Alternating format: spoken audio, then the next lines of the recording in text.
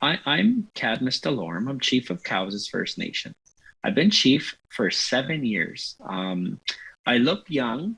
I'm 40 years old. That's that reserve water I get to shower in every day.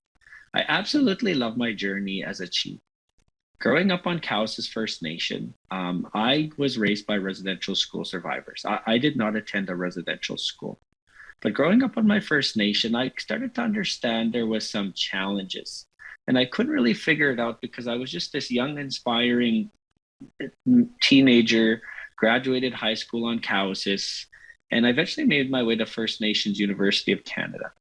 And just because I grew up on my First Nation and just because I am First Nation didn't mean that I knew my history. Didn't know that what just happened to my parents, my grandparents, my great grandparents. Why is this country, why is there a trust and a mistrust with Indigenous people in Canada?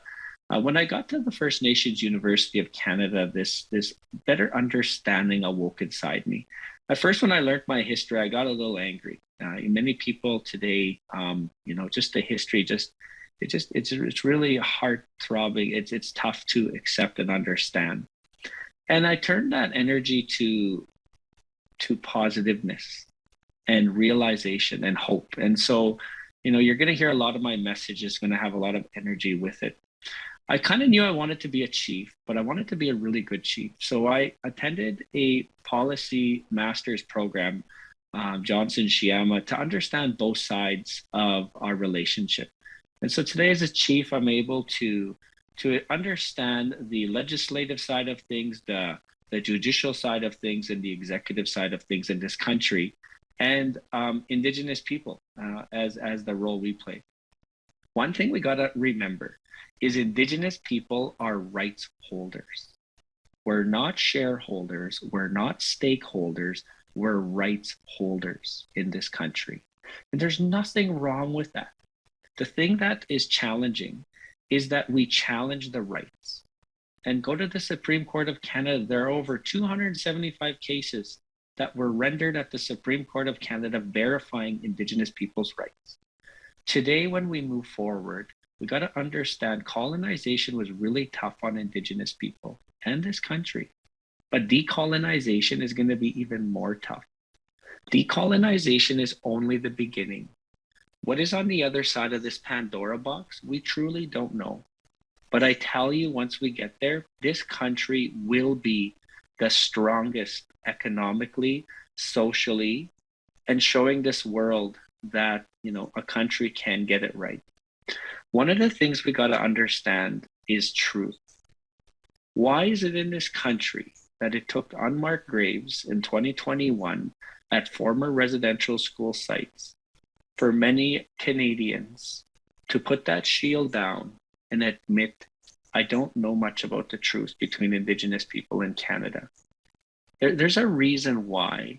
And I want to show a few slides. I'm the presenter where I'm going to show slides and I'm going to ask them to bring the slides down.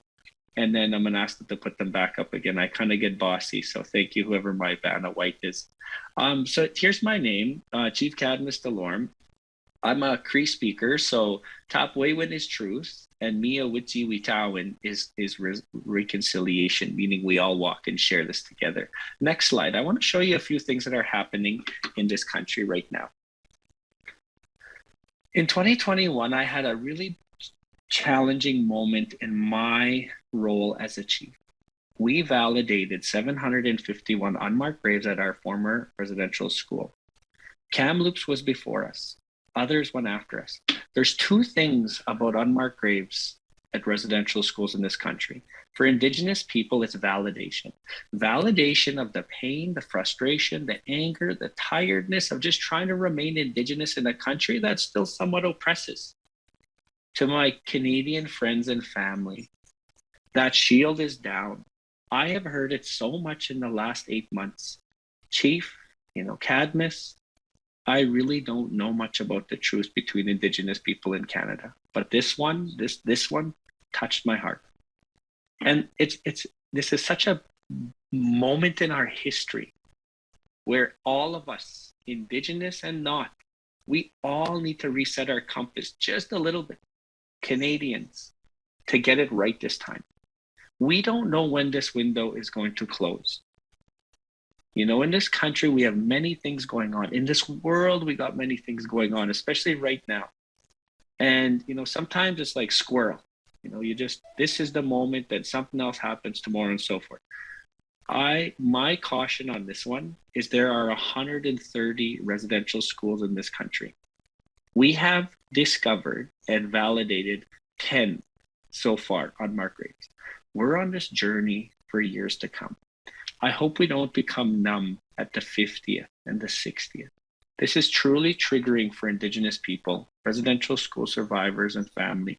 This is triggering for Canadians. So, let's just make sure we understand that when these moments come up, that let's all take this moment to focus our energy on what we can do to make sure this doesn't happen again. Next slide.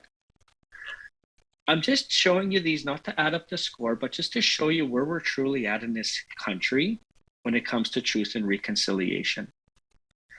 We have statues in this country, and the past 3 years have been quite tough, especially with our first Prime Minister, John A. Macdonald. I want to read you a quote from John A. Macdonald as to why this statue is triggering for some people. This is a quote John A. Macdonald said in 1879. When the school is on reserve, the child lives with his parents, who are savages. And though he may learn to read and write, his habits and training mode of thought are Indian. He is simply a savage who can read and write. It has been strongly impressed upon myself as director, as head of the department, that Indian children should be withdrawn as much as possible from the parental influence, and the only way to do that would be to put them in central training industrial schools where they will acquire the habits and modes of thought of white men. I'm not here to add up the score. I'm here to open our minds to truth and reconciliation. That is why it's really tough in this country to talk about our history, because sometimes we take positions really quickly. Sometimes we make our comments too fast. And we have to understand that there's truly an embedded truth to what we're dealing with. Next slide. On the East Coast, there is a fishing dispute right now, and it's still going on. It's the Mi'kmaq fishing dispute. Sometimes when we're watching the media, we add up the score too quickly. We come to an understanding and, they're fishing out of season. They should just be like everybody else.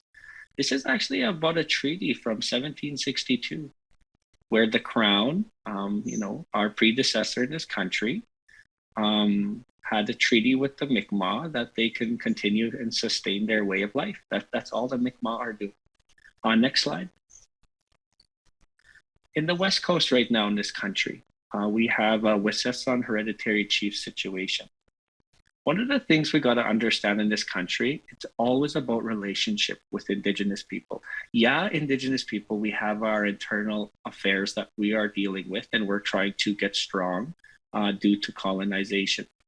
But this is about Aboriginal title in Wet'suwet'en. We got to understand in British Columbia, there were no treaties yet.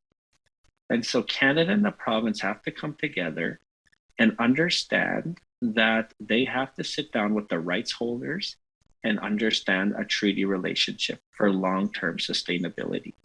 Next slide. I'm just going to really quickly talk to this because I know I'm talking to a room of municipality mindsets, provincial mindsets. But in Saskatchewan, we had a camp set up in our legislative park in front of our legislative building in the province of Saskatchewan.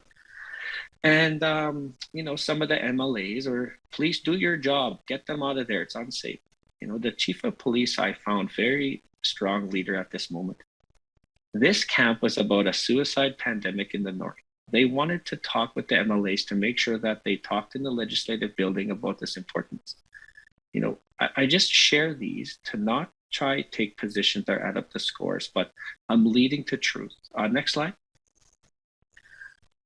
This is 11 years old. This was about an omnibus bill that was about to be passed in Ottawa that would have degraded inherent rights and treaty rights in this country with our rights holder relationship with Indigenous people.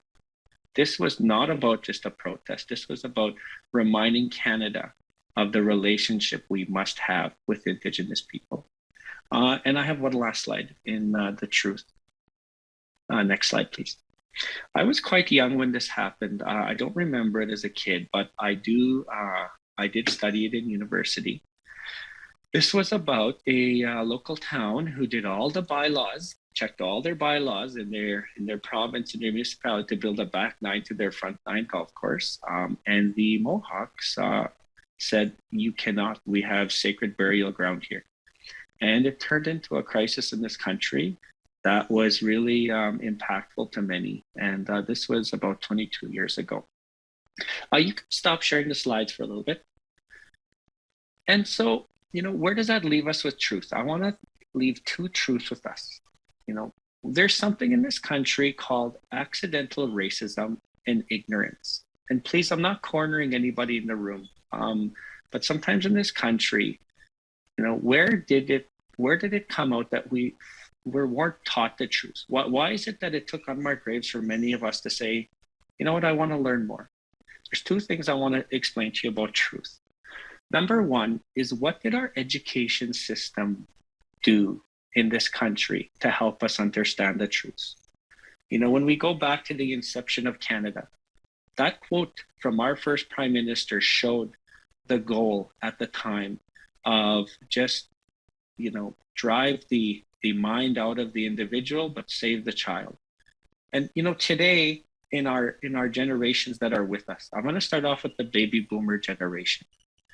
The baby boomer generation is our senior citizens. Some might be in the room. Some might be our parents and grandparents. But senior citizens, are our baby boomer generation today. In the Indigenous way, they're called our elders. So we go to them for knowledge. We go for them for advice because they've seen 3 generations. And so they have the capacity and the honor of sharing with us. But what did the baby boomer generation learn about the truth of Indigenous people? The answer is they weren't taught nothing in school about the truth of Indigenous people. Residential schools were at an all-time worst. The physical, sexual, mental abuse was real. On reserve was still micromanaged by the Indian Act. You couldn't leave the reserve. The Indian agent was a terrible person there at the time. And the only thing that baby boomers learned about Indigenous people was through Hollywood movies, through paint on the face, the buckskin wearing, the horseback living in teepees. The game Cowboys and Indians, and I just pre-warn everybody in the room, if we played Cowboys and Indians, usually when I play, the Indians usually win. I just want to pre-warn you. But that's what our baby boomers learned about the truth.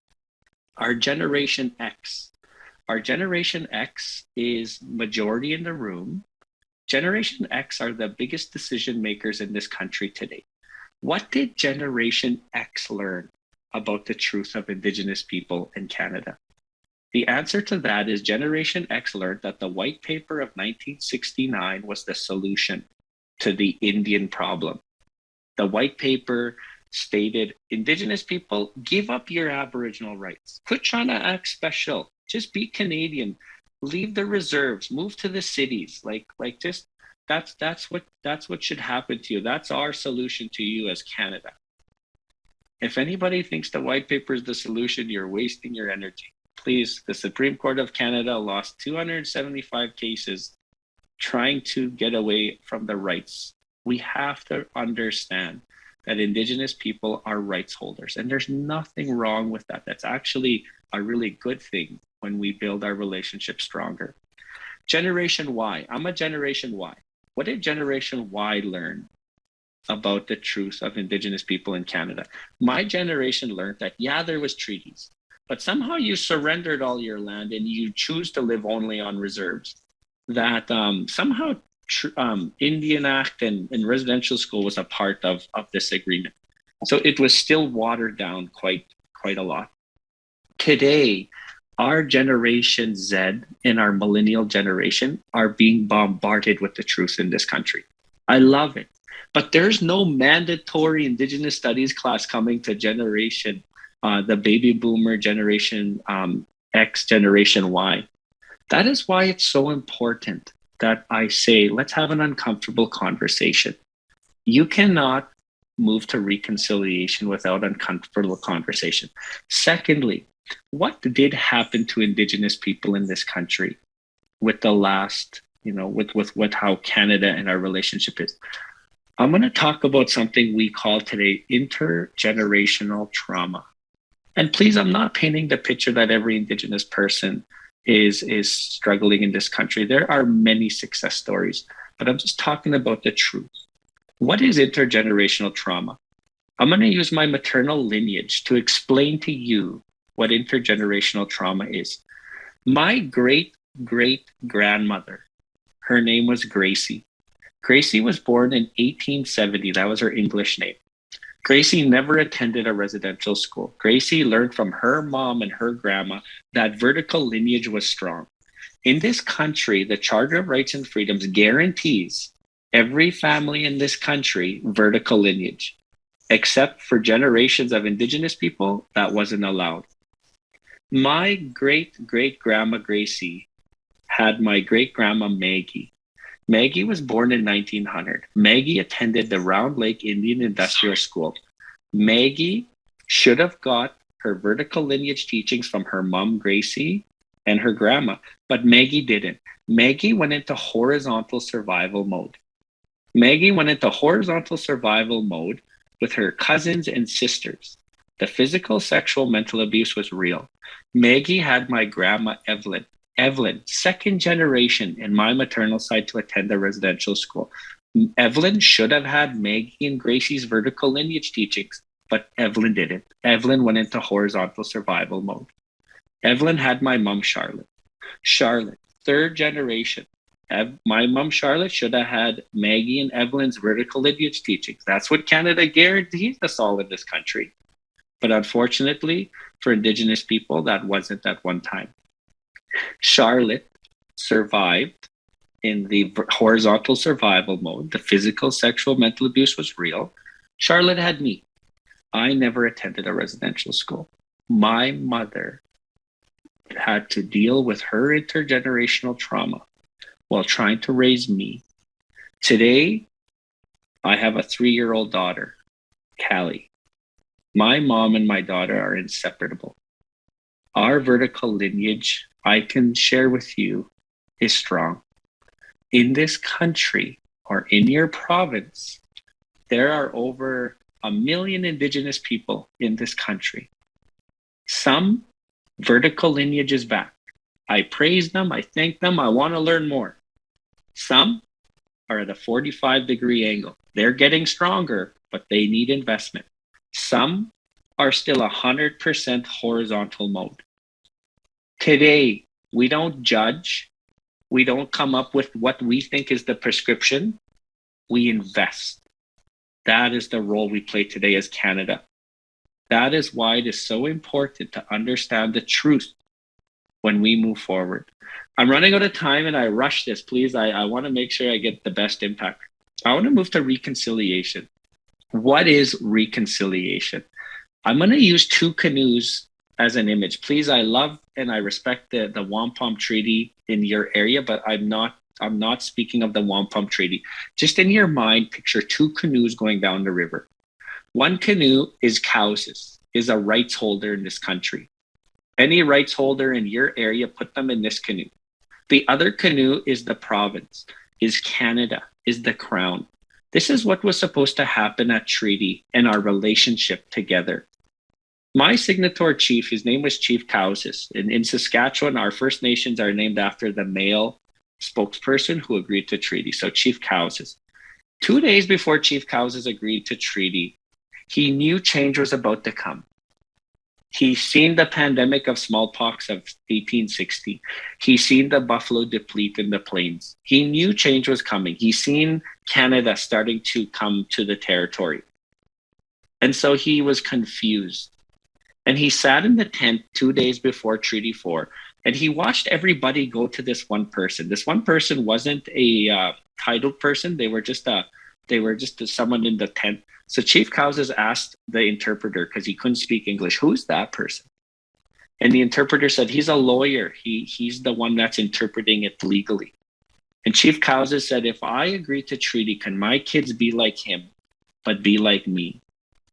And the interpreter went and told the commissioner, Alexander Morris. Alexander Morris came back through the commissioner and said, absolutely, Chief. That's what treaty was about.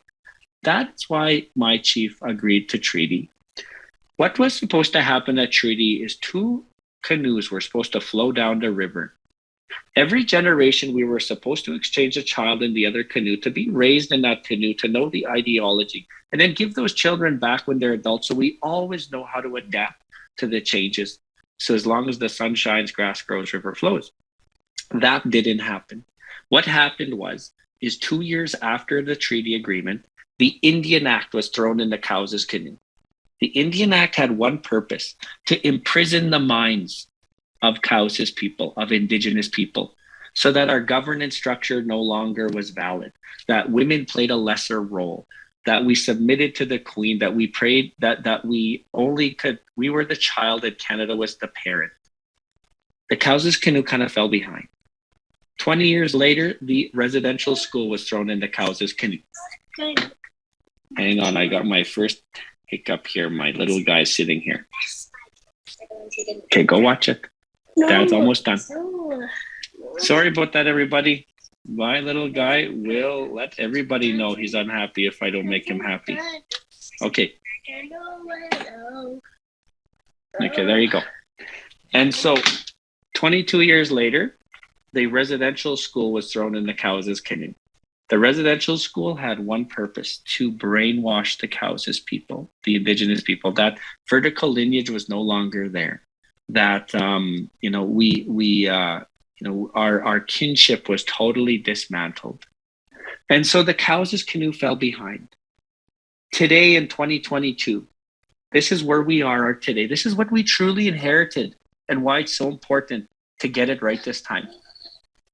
The rights holder canoe just wants to catch up. We don't want Canada to slow down. We don't want to go down another river. We don't want Canada to say go back to Europe. At least not I am. Some people might be saying that, but that's not realistic. All we're trying to say is invest in our canoe and let us catch up. And it's happening. It's truly happening. Can someone share the slides? I have 2 more slides I wanted to share with you, then I'm going to start to wrap up. Can you scroll forward? I'm going to miss a few slides. I apologize, but I spoke too long. But can you scroll forward and I'll tell you when to stop?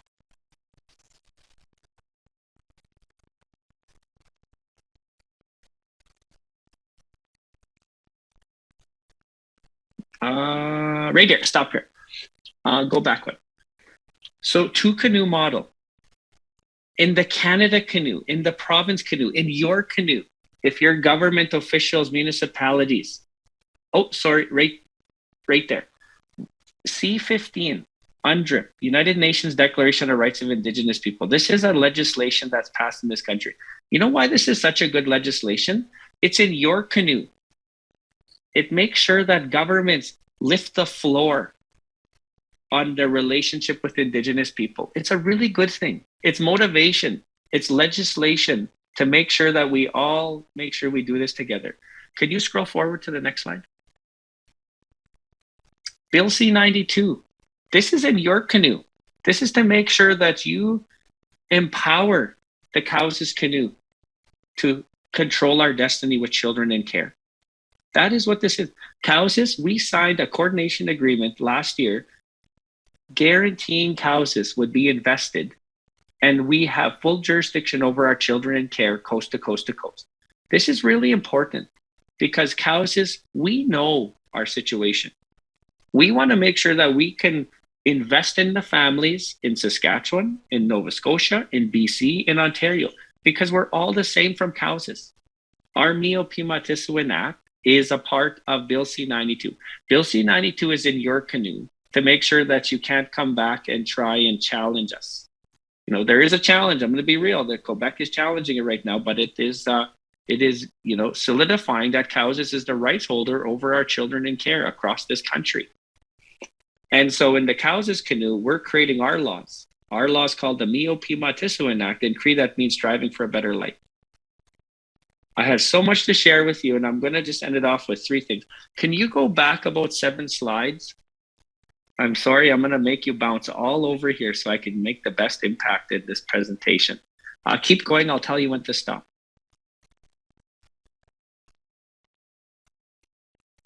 Okay, one more right there. So we already have things ready to go. If you're looking for ideas to say, what role could I play? The RCAP, 1996, Royal Commission on Aboriginal People, 400 recommendations. Go through them. See which ones you can implement, which ones that you can make an impact in your area. And I guarantee a reconciliation is truly going to happen. Next slide. Truth and reconciliation calls to action.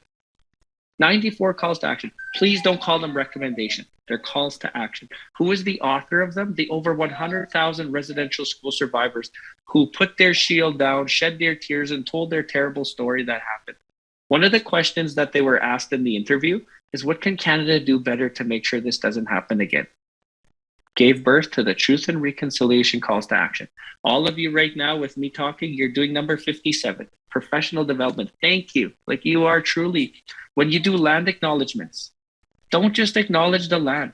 Follow it up with something you're actually doing in Truth and Reconciliation calls to action. If you can't follow it up with something, then maybe you got to internally check your strategies to make sure you're truly doing it. Next slide. The missing and murdered Indigenous women and girls calls to justice, the 231.